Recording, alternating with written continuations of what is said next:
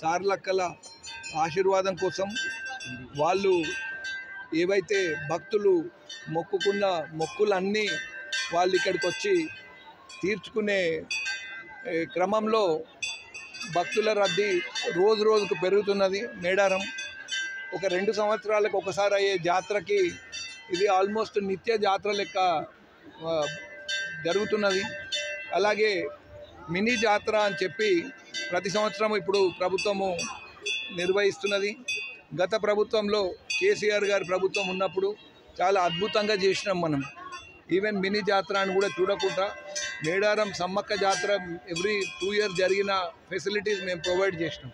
ఇప్పుడు ప్రస్తుతము ఎక్కడ చూసినా పేపర్లో 1000 మంది పోలీసులని ఆ పని తప్ప ఇక్కడ ఫెసిలిటీస్లో ప్రభుత్వం ఘోరంగా విఫలమైంది. 6 కోట్ల రూపాయలు శాంక్షన్ చేసినండి. 6 కోట్ల రూపాయలు దేనికి సరిపోతాయండి? ఇంతమంది లక్షల మంది వస్తున్నారు. అలాగే అన్నిటికంటే దురదృష్టం ఏంటంటే జంపన్న వాగులో నీళ్లు లేవు, స్నానాలు చేద్దామంటే నీళ్లు లేవు.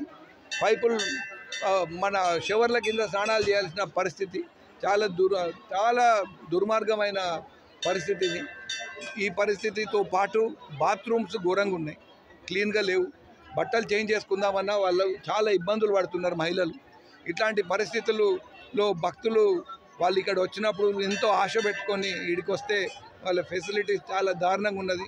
ఇక్కడున్న మంత్రివర్యులు పూర్తి బాధ్యత వహించాల్సి వస్తుంది.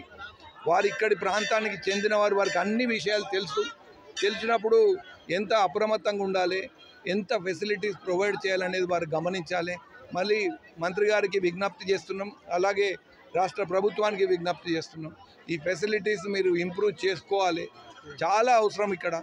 ఎందుకంటే చాలా దూరం నుంచి వస్తారు. ఇక్కడ వేరే ప్రైవేట్ హోటల్స్ లేవు, ప్రైవేట్ ఫెసిలిటీస్ లేవు. కాబట్టి ప్రభుత్వమే పూర్తిగా దీని మీద శ్రద్ధ పెట్టి మళ్ళొకసారి ఈ పరిస్థితులు రాకుండా చూడాలని చెప్పి కోరుకుంటున్నాను. మరిన్ని వీడియోస్ కోసం ఛానల్ ని సబ్స్క్రైబ్ చేయండి. లేటెస్ట్ అప్డేట్స్ కోసం వాట్సాప్ ఛానల్ ని ఫాలో అవ్వండి. ఆ లింక్ డిస్క్రిప్షన్ లో ఉంది.